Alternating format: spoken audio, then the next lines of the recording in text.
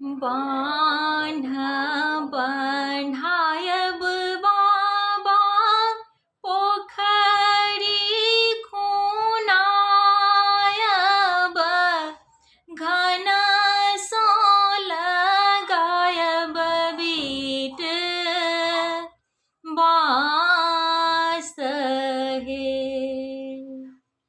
बान्ह बन्हायब बाबा पोखरी खुनायब घन सो लगायब बीट बाँस हे।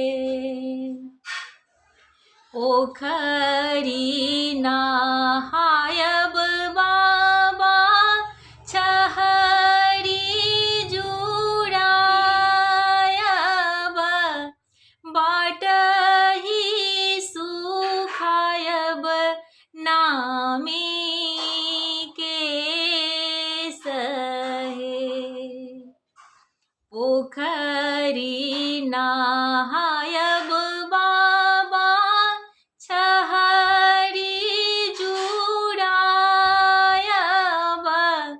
बाटही सुखायब नामी केश हे।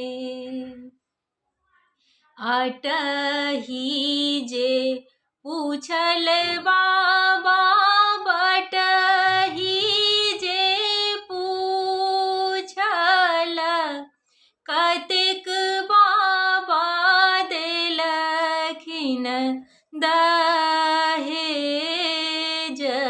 हे।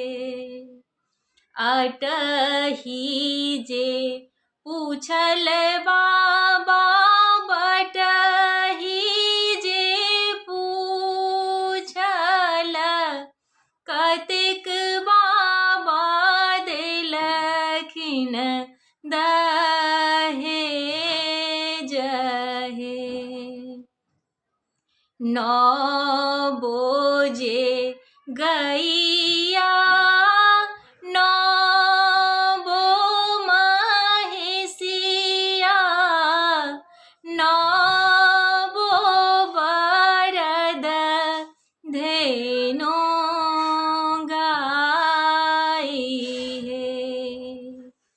सब किछु देलौं बाबा मन चित भेल चूड़िया लरुसल जमाई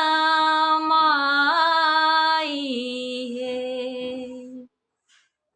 हुआ दे परात बेटी भोर भिन सरबा लाग दे मधुबनी सनवा